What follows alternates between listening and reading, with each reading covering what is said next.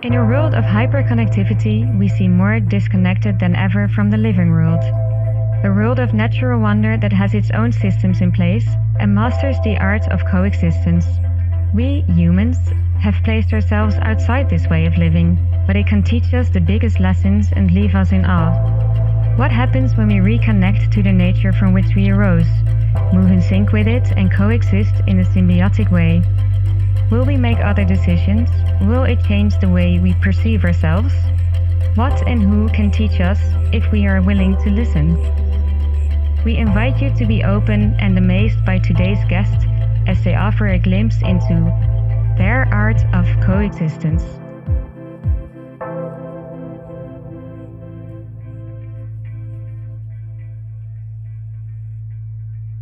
You're about to listen to a short clip from a previous conversation. For the full episode, go to our podcast channel. There are a few great people nowadays who like the Braiding Sweetgrass. I would definitely recommend that book. She talks as also an indigenous person from America, and she talks about nature in a way we can reconnect with it. Yeah. And also in words, but it's a feeling. You will feel it once you set your hands in the ground and you're busy with plants. Mm-hmm. They talk back. I wouldn't have said this 5 years ago, but I now definitely know that plants really make contact. Yeah, and it's probably with a different voice that we're used to. It's not the human voice that is maybe talking back. Yeah, it's because there's a lot of energy and things around us we don't see, and there's a lot of way of thinking. We try to control things we don't understand by science and everything, but science, anything science ever does is try to get it factualized. So then, it should be understandable on its own, but nothing is on its own, and that's our biggest miscomprehension. We're all connected. Everything is connected. So everything has a certain involvement with the other. Mm-hmm.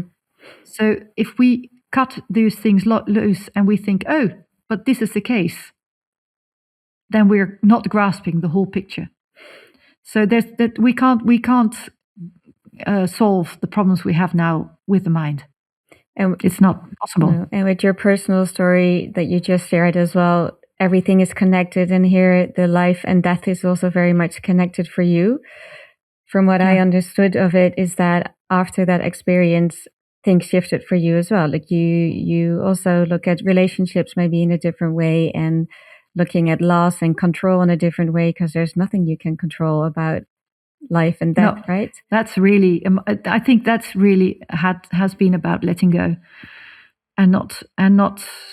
There's a lot of trauma in there, because you always think if something happens like that, could I have done better? What could I have done? And I've really understood that I couldn't have done anything. This is how it was supposed to be, and this is what happens. Mm-hmm. But it's also about what I saw, what her illness made worse and worse, is about not being in contact with other people. So it's all about, staying in contact with yourself, with others. We really need each other, and we really need nature together with us. You are listening to a short clip from a previous conversation. For the full episode, go to our podcast channel. Thank you for listening to The Art of Coexistence, a podcast produced by our Celian publishers. Editing by Axel Fruman, music by Mark Omen, and hosted by me, Daphne Fruman. Find us on your favorite podcast app and give us a follow, like, subscribe, and or share, and we'll see you again soon.